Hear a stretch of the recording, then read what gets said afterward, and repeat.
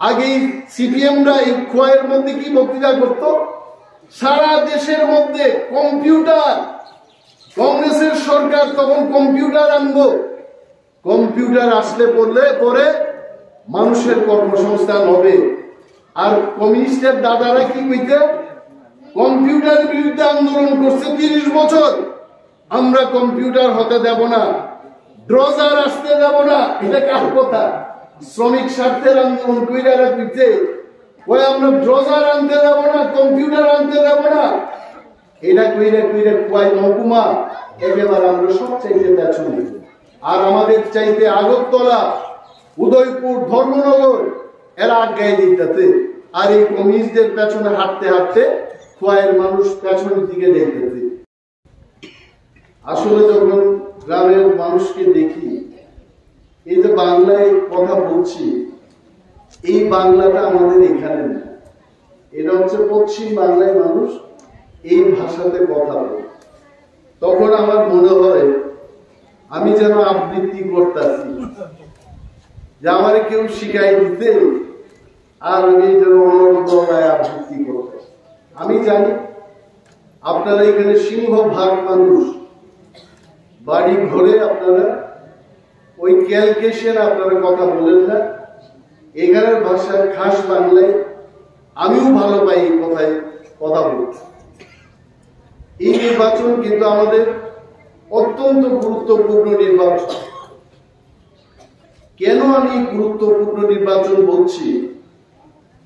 যে দেশের মধ্যে যিনি আমাদের এনডিএর নেতা শ্রী নরেন্দ্র মোদীজি, এই লোকটাকে কিন্তু তৃতীয়বারের জন্য আমাদের ক্ষমতায় বসাতে হবে। That is why it is important. Narendra Modi কে? উনি প্রথম গুজরাট জয় করেছেন, গুজরাট রাজ্যের মুখ্যমন্ত্রী ছিলেন, এবং পরবর্তী সময় এই মহান ব্যক্তি উনি ভারতবর্ষ জয় করেন, এবং ভারতবর্ষ জয় করার পর নরেন্দ্র মোদীজি আজকে বিশ্ব জয় করে ফেলেছেন। উনি বিশ্বমানের, বিশ্বের একজন নেতা।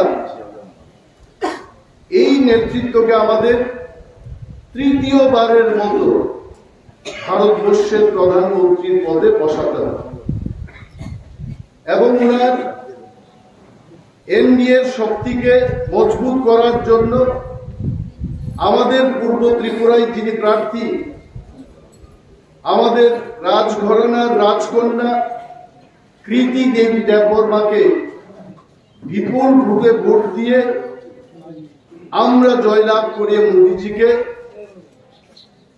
ত্রিপুরা রাজ্য থেকে এই পূর্ব ত্রিপুরার আসনটা আমরা ওনার কাছে তুলে দেব। আপনারা দেখছেন গতকাল যে নির্বাচনটা হয়েছে, এই নির্বাচনে আগে যে নির্বাচন হয়েছিল 2019, এই 19-এর চাইতেও আরো ভালো নির্বাচন হয়েছে। 2019-এ যত ভোট দিছে মানুষ, তার চাইতে 2% বেশি শান্তিপূর্ণভাবে গতকাল ভোট দিছে। কিন্তু আমাদের যারা বিরোধী, সিপিএম কংগ্রেসের বক্তব্য কি, নির্বাচন, এটা নির্বাচন হয়েছে না, এটা প্রহসনে পরিণত। আসলে সিপিএম কংগ্রেসের সমর্থকই খুঁজা পাইছে না, পুলিং এজেন্ট দিব, এই পুলিং এজেন্টটাই পাইছে না। পুলিং এজেন্ট না পাইয়া সম্মান বাঁচানোর জন্য কইতাছে এটা নির্বাচন না, এটা প্রহসন। তো দিকে দিকে আজকে মানুষ জানে যে 84% ভোট পশ্চিম ত্রিপুরায় মানুষ ভোট দিয়েছে। এটা তো তবু ভালো। সিপিএম কংগ্রেসের অবস্থা পূর্ব ত্রিপুরায় আরো শোচনীয় হইব। এখানে তো এজেন্ট দেওয়ার মুখই থাকতো না এদের। সিপিএম কংগ্রেস মিথ্যা কথা কয় কেন? এরা কারণ আমি একটা সাধারণ একটা উদাহরণ দিই। 2023 নির্বাচনে আজকে এখানে আপনাদের মাঝে বসা আপনাদের মন্ডল সভাপতি সুব্রত ছিল, সেই সময় আমিও নির্বাচনের প্রার্থী ছিলাম। যেদিন নির্বাচনটা শেষ হয় মেলার মাঠে তারা সাংবাদিক সম্মেলন ডাইকা দিতে ত্রিপুরার মধ্যে সবচাইতে শান্তিপূর্ণ নির্বাচন এইবার। এটা এদের বক্তব্য, এটা আমাদের না। এরপর আরো কইছে কংগ্রেস লাগতো না, আমরা সিপিএম একাই ক্ষমতায় এইতাছি, সমন্বয়ের দাদাদের আর আনন্দের সীমা নাই।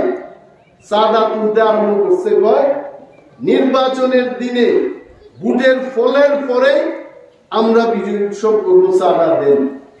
সিপিএম যদি সত্যি ক্ষমতা চাইতো সমীরের পিঠের চামড়ার অবস্থা এরকম থাকতো না। কিন্তু ভোটে যেই ফেল করলো মানিক বাবু ত্রিপুরার মুখ্যমন্ত্রীর ভুল বদল, এখন তাই কি বলে কই তখন ভালো নির্বাচন হয় নাই, মানুষ ভোট দিতে পারে নাই, তীব্রামথার কারণে আমরা ক্ষমতায় আসতে পারি নাই। বলেন তীব্রামথার কি দোষ?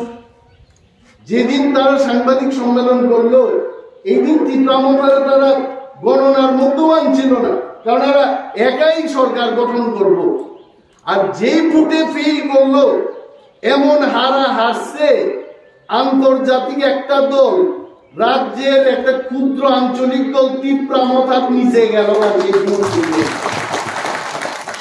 আর এখন বলে নির্বাচন হইছে না, কারচুপি হইছে, অমক হইছে, সমক হইছে। দেখেন সিপিএম এর অবস্থা হইছে মৃতদেহের মতো। সব দেহ মৃত মানুষকে যদি মায়া দয়া কইরা বাড়ি করে রাখেন, এটা পচায় গন্ধে আর থাকা যাইতো না বাড়ির মধ্যে। এটাতে কান্নাকাটি কইরা ভালোবাসে কিচ্ছু লাভ নাই। এটাতে শ্মশানে পাঠানো অথবা হাসপাতালে নতুন ডাক্তাররা যে পরীক্ষা নিরীক্ষা করে কঙ্কালের উপর, এখানে পাঠানো ছাড়া কিছু লাভ নাই।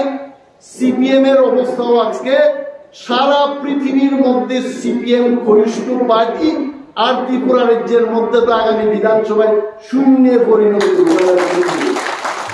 আর গোয়ার মানুষ, আমি তো গোয়ায়, আমার অবাক লাগে সারা দেশে মানুষ মুদি বন্দনায় সারা দেশ, সারা ত্রিপুরা। আমি বিরোধী দলনেতা ছিলাম অনিমেষ দেববর্মা 1-1.5 মাস আগে। আমরা মোদী যখন বললেন শ্রেষ্ঠ ভারত, এক ভারত, শ্রেষ্ঠ এডিসি, একটা এডিসি করতে হবে, আসুন আপনারা তীব্রামথা ভারতবর্ষের মানুষের সাথে এক ছত্রে আমরা চলবো। আমরা তীব্রামথা বললাম আর যুদ্ধ কইরা লাভ নাই, মোদীর এই আহ্বানে আমাদের যাওয়া উচিত এবং শ্রেষ্ঠ ভারত, এক ভারতে আমাদের চলা উচিত। তো বিরোধীতে আর কে আছে? বিরোধীতে আছে 3 জন কংগ্রেসে, আর সিপিএম এর 11 জন ছিল, ভগবান একজনের নিয়ে গেল 10 জন আছে, 13 জন। এই সিপিএম আর কংগ্রেসের কাহিনী আপনাদের অজানা। সিপিএম ত্রিপুরা রাজ্যের শাসন করছিল 35 বছর, আর কংগ্রেস শাসন করছে 30 বছর, সব মিলায়া 65 বছর। মাঝখানে জুটের সরকার ছিল 5 বছর, আর এখন বিজেপির নেতৃত্বাধীন 6 বছর। বাকি সময় বাদ দিলে তো কংগ্রেসের দাদারা আর সিপিএম এর দাদারাই দাদাগিরি করছে। দাদাগিরি করতে করতে আজকে মানুষ আর তাদের বিশ্বাস করে না। আগে মানিক বাবু মহাদেব তিলার লোক, আমি তো আমার চোখে দেখলাম 22 বছরের রাজনীতিতে। এই মহাদেব তিলায় আমি বক্তৃতা করতাম, সোনাতলায় বক্তৃতা করতাম, ভয়ে মানুষ আমাদের বক্তৃতা শুনতে আইতো না, কারণ তখন সাম্যবাদী নেতা আজকে নাই। সমীর বাবু সাম্যবাদী, আর সাম্যবাদ আনবো, গরিব ধনী কেউই থাকবে না, সবাই সমান অধিকার নিয়ে চলবো। 200 বছর আন্দোলন করছে কমিউনিস্টরা, আইছে সাম্যবাদ, আইছে না। আমাদের বক্তৃতা শুনতে আইতো না মানুষ, এদের ভয়ে। এই যে কমিউনিস্ট পার্টি, এদের যন্ত্রণায় কংগ্রেসীরা বাড়ি করে থাকতে পারত না। শত শত কংগ্রেসীরা আক্রান্ত। আর কংগ্রেস যখন সরকারে ছিল সবচেয়ে আক্রান্ত ছিল কমিউনিস্টরা, যারা নিজেদের মধ্যে মারামারি করত। আজকে তারা এক জায়গায় এসে, তাদের উদ্দেশ্যটা কি? আমি পূর্বতন মুখ্যমন্ত্রী মানিক বাবুর কাছে জানতে চাইব, যার বিরুদ্ধে আপনি আস্তাবলের ময়দানে খালি কেন্দ্রীয় বঞ্চনার কথা কইতেন, কংগ্রেস আপনাদের বঞ্চিত করছেন 30-35 বছর। এটাই তো এদের কথা। যারা আপনাকে বঞ্চনা করেছে, বঞ্চিত করেছে, ওই দলটার সাথে আপনি জুট বাঁধলেন কেন? এটা মানিক বাবুর কাছে আমার প্রশ্ন। আরে কংগ্রেস তো ভালো করছে না, আস্তাবলের ময়দানে এন্ডিয়া দেয় তো মানুষ। সমীর বাবুর নির্দেশ, শেষ কথা, এখানের সান্তাল, জরা, মুন্ডা, দেববর্মা, যত এসসি এসটি গাড়ি ভর্তি আস্তাবলে দেয় তো মানিক বাবু কইতো কেন্দ্রীয় সরকারের বিরুদ্ধে কামান দাগাইতো। কেন্দ্রীয় সরকার টাকা দিতেছে না, আমাদের বুক ফাটে আপনাদের জন্য, আমরা করতে চাই কিন্তু পাচ্ছি না, কেন্দ্রীয় সরকার টাকা দেয় না। আজকে মানিক বাবু সেই দলের সাথে কেন জুট বাড়ছে?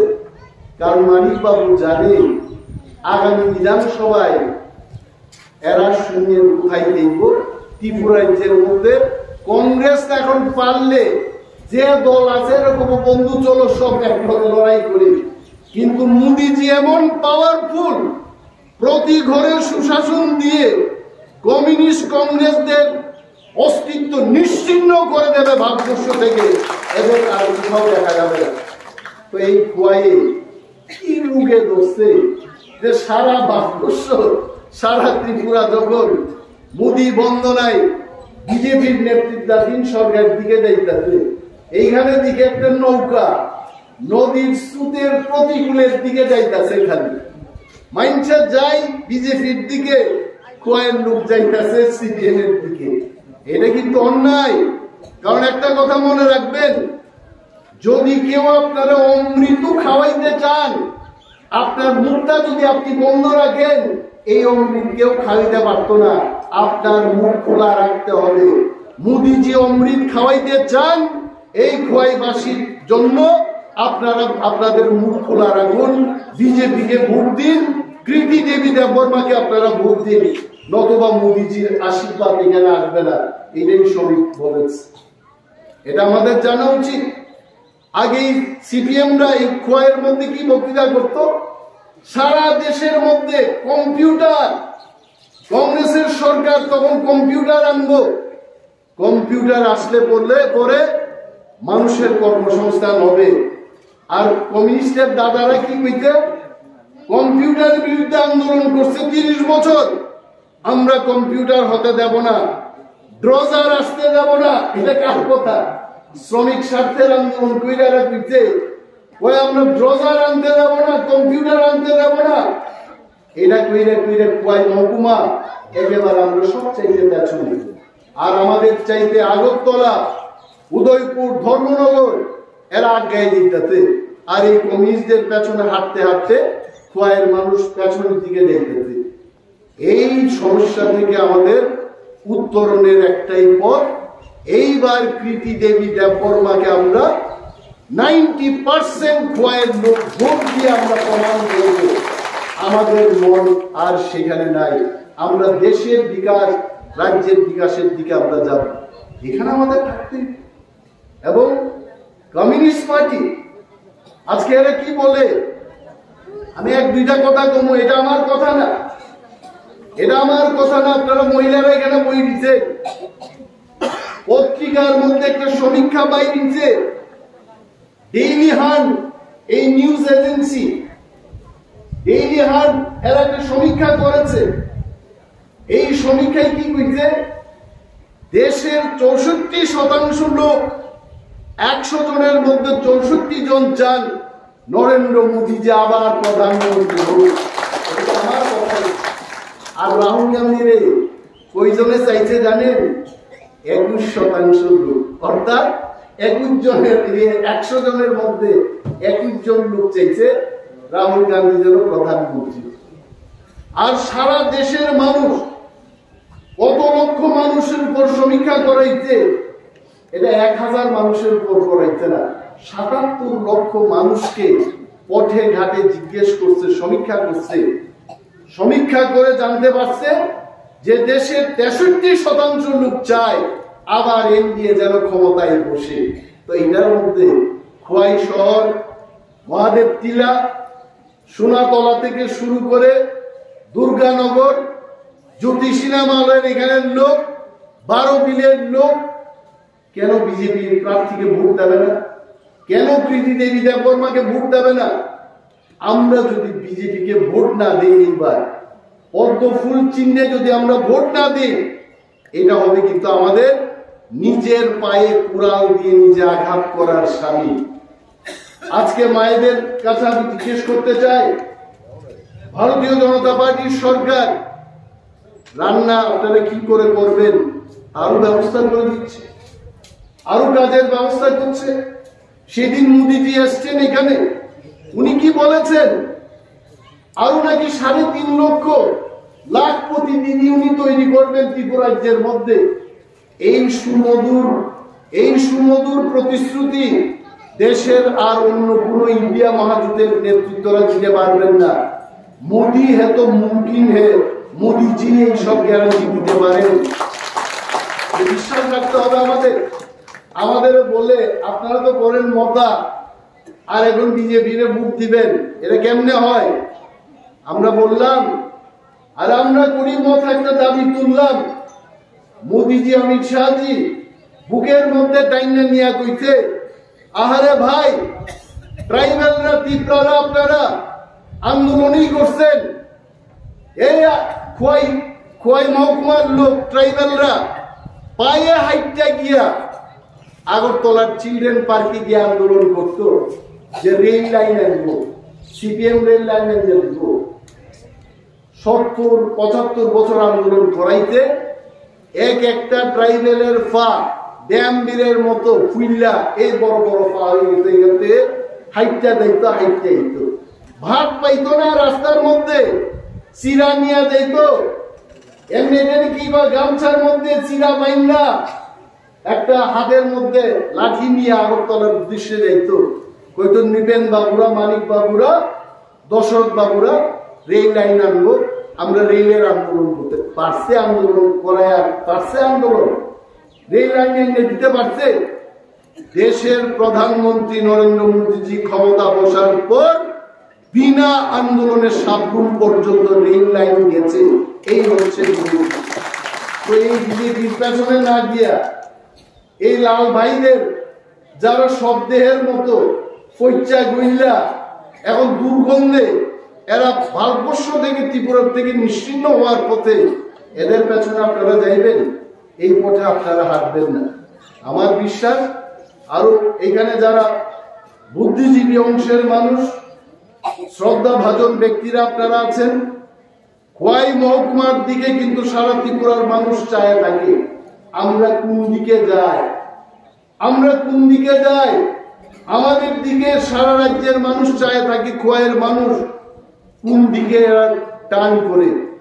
কিন্তু এটা লজ্জার ব্যাপার যে সারা দেশ যেখানে মোদীজির দিকে হাঁটলো, সেখানে এখনো সিপিএম এর ওই পার্টির সাথে আপনারা এখনো যুক্ত। আমি অনুরোধ করব, আমি আর বিশেষ কিছু বক্তব্য করছি না, কারণ আপনারা বাড়ি ঘরে যাবেন। মহিলাদের বিশেষ করে দিনের শেষে আটকে রাখা এটা খুব কঠিন ব্যাপার। ওই দিন আমি সমীপে দেখলাম ওই এক ডিস্ট্রিক্টের সাধারণ সম্পাদক গেটের মধ্যে গিয়ে হুঙ্গারের মতো দাঁড়িয়েছে,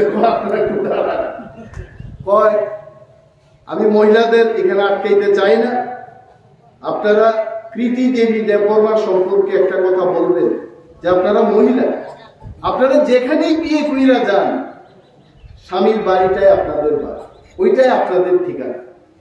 এই মহিলা কত শক্তিশালী দেখেন। আজকে সিপিএম এর এরা কইতেছে এই মহিলা তো বহিরাগত, এই মহিলারা আপনারা কেন ভোট দিবেন, এটা এদের বক্তব্য। আমি আমার দৃষ্টিভঙ্গিতে দেখলাম কতজন আপনাদের মধ্যে ছত্তিশগড়ে বিয়ে কইরে গিয়া স্বামীরে পূজায়া আবার ত্রিপুরা ফিরবেন, খুব কম মহিলা এখানে আছে আমি জানি। কিন্তু প্রীতি দেবী দেববর্মা ছত্তিশগড়ে বিয়ে কইরে গিয়া স্বামীরে বুঝাইতে পারছে, কই গো স্বামী, আমি তো এখানে সংসার করবো ঠিকই, কিন্তু আমার ত্রিপুরার লোকের জন্য আমি কাজ করতে চাই, চলো তুমিও আমার সঙ্গে ত্রিপুরায় চলো। এত শক্তিধর এই মহিলা আমাকে এরা ডাঙ্গাইতেছে কয় এই মহিলা ছত্তিশগড়। আরে এই মহিলা সবকিছু ছাইরা আমাদের জন্য কাজ করার জন্য এসছেন। কি একজন মহিলা কেন আমাদের জন্য কাজ করবেন না? বিশ্বাস রাখুন, উনি আমার সাথে কথা বলেন, হামকো বেটনে দো হাম কাম করেঙ্গে। মানে আগে যারা এমপি হয়েছে এবার উনি থাকবেন না। উনার কিন্তু সাংঘাতিক, নিজে গাড়ি চালায় মহিলা, নিজে ট্রাক্টর চালাইয়া মহিলা ছত্তিশগড়ে নিজে ট্রাক্টর চালাইয়া এই মহিলা চাষবাস করে, কিন্তু এটা জানি না দেন রাজকন্যা হইতে পারে। এই মহিলা আপনাদের মহিলাদের না, শুধু সমস্ত অংশের ত্রিপুরার মানুষের পরম বন্ধু হবে আগামী। এই মহিলার উপর আপনারা বিশ্বাস রেখে ভোট দিন। পদ্ম ফুল আমাদের সিম্বল। তীব্রামথা যারা করেন তাদেরও আমরা প্রতিনিয়ত বুঝাইতেছি এইবার আনারস না, এইবার আসল যে ফুল পদ্ম ফুল, এইখানে আমাদের। আর আমাদের শুধু এটা না, মোদিজির যে স্লোগান আপকি বার 400 বার, এই 400টা সিটের মধ্যে আমাদের পূর্ব ত্রিপুরা যেন 1 নম্বর সিটের মধ্যে থাকে, সেই চেষ্টা আমাদের করতে হবে। আরো একটা শেষ কথা কই, নেতারা বক্তৃতা দিলে সব শেষ কথাই থাকে। শেষ কথা কই, আমরা কি আসলে জিতনের জন্য ক্যাম্পেইন করতেছি? আপনাদের মনে হয় তীব্রামথার বিজেপির প্রাপ্ত ভোট, এসএমবিতে আমরা যা ভোট পাইছি এটারে যোগ করলে 8.5 লক্ষ ভোট আয় আমাদের। নতুন কোন ভোটার ভোট না দিলেও 8.5 লক্ষ ভোট আয়ে 12 লক্ষ লোক যদি ভোট দেয় 8.5 লক্ষ ভোট আমরা পাবো। কিন্তু এই যে প্রচেষ্টা, আমরা পথসভা মিছিল মিটিং করে আমরা কেন কইতাছি? কারণ আমরা নর্থ ইস্টের মধ্যে 1 নম্বর মার্জিন নিয়ে আমরা জিততে চাই, তার জন্য আমাদের। সুতরাং 26 তারিখ আপনারা স্নান করে একদম সকালবেলা থেকে লাইনে দাঁড়ায় মোদিজিকে তৃতীয়বারের মতো প্রধানমন্ত্রী করার লক্ষ্যে আমরা পদ্ম ফুল চিহ্নে ভোট দিয়ে প্রীতি দেবী বর্মা মহোদয়কে আমরা জয়লাভ করাবো। এই সংকল্প নিয়ে আপনারা বাড়ি করে ফিরবেন, এই আশা বিশ্বাস রেখে আমি আমার বক্তব্য শেষ করছি। বিজেপি তীব্রামথা IPMT জোট লংলি।